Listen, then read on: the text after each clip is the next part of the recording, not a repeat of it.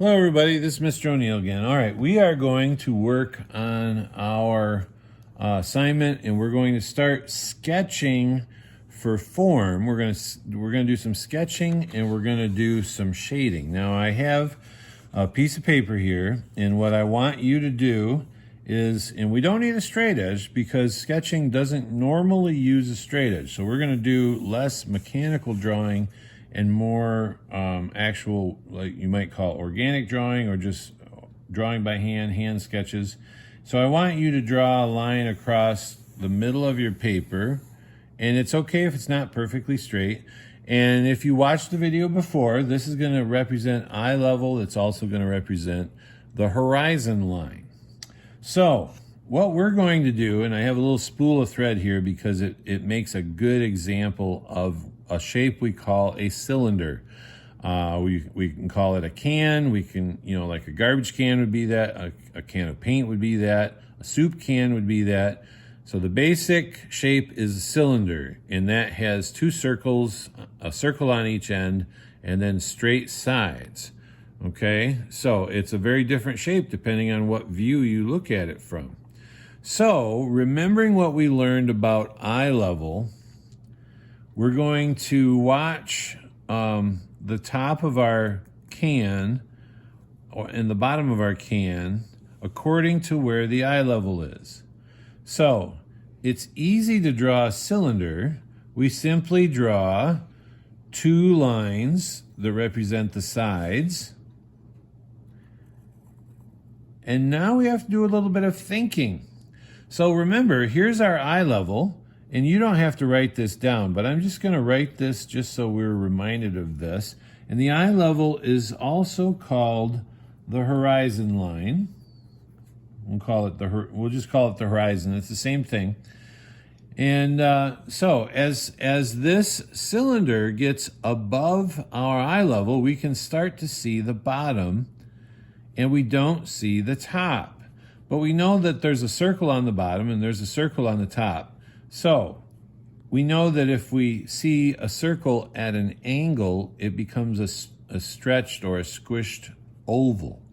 So we're just going to put an oval, which is like a stretched out circle, on the bottom of this cylinder. And now think about if we could see through this, we would have another one on the top. But remember what happens when we lift the cylinder or the can higher above eye level? We can see more of the bottom. What happens is the circle goes from a flat circle, and the higher it goes up, the more of this we can see, the more it becomes a fuller circle. So we're going to do a half circle right here. I'm just going to kind of lightly sketch it out.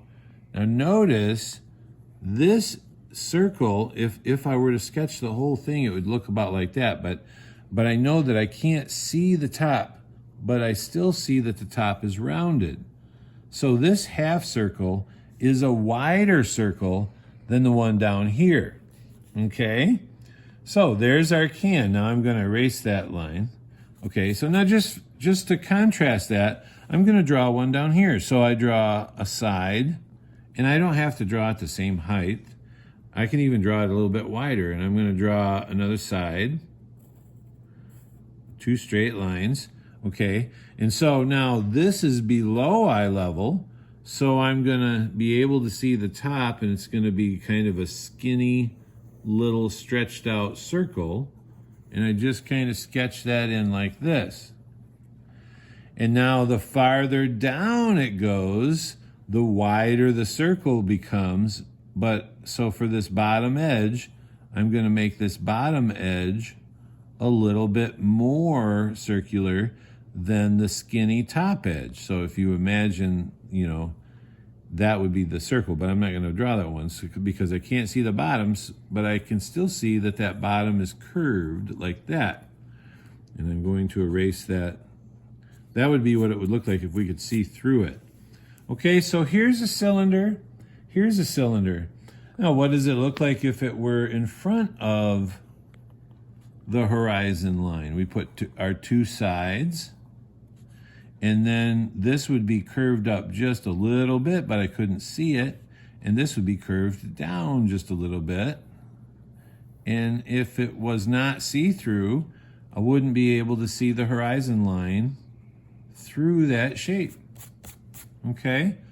So what I want you to do, and let's draw one way up here. So if I draw one way up here, let's draw a tall, skinny one like a Pringles can or something.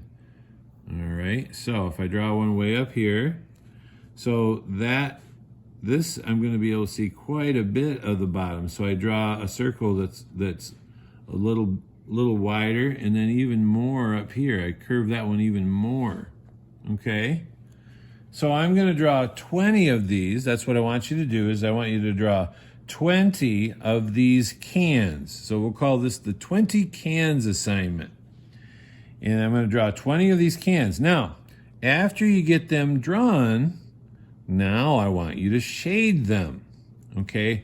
Now, if you look at this, I don't know if you can see it, but in the middle it's lighter, and on the sides it's darker. And it curves smoothly, so it blends from a light color to a darker color. And then look at the bottom. Down here is dark because the light can't hit it. So on this one, the bottom, I'm going to shade the bottom kind of dark because that's in the shadow. Typically, our light comes from up above. So I'm just going to shade the bottom kind of dark. And now, here's how we shade all of the fronts.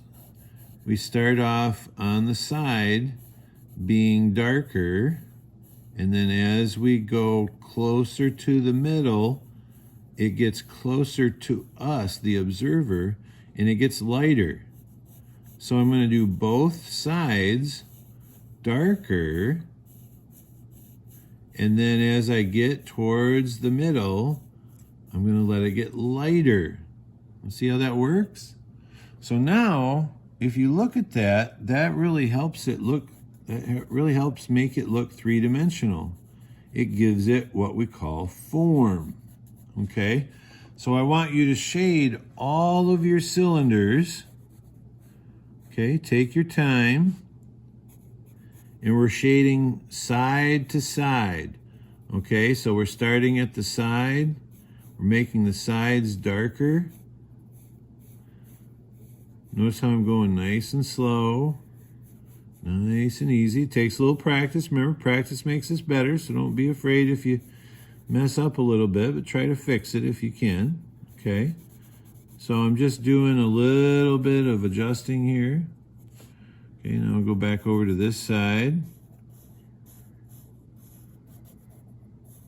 Now, if this looks easy, there's two things I want you to remember. One, it is not terribly difficult, but two, I've practiced doing this a lot. So I'm going to be probably a little bit better at it than you. It might look like, I know there's a big shadow there, but hopefully you can see it. Okay, so you're going to shade, so look how round that looks now. That looks nice and round, except for that big dark shadow there. But so you're gonna shade. You're gonna draw 20 of these. You're gonna shade them all like this. Oh, let's shade this bottom one. Now the light would really hit this top.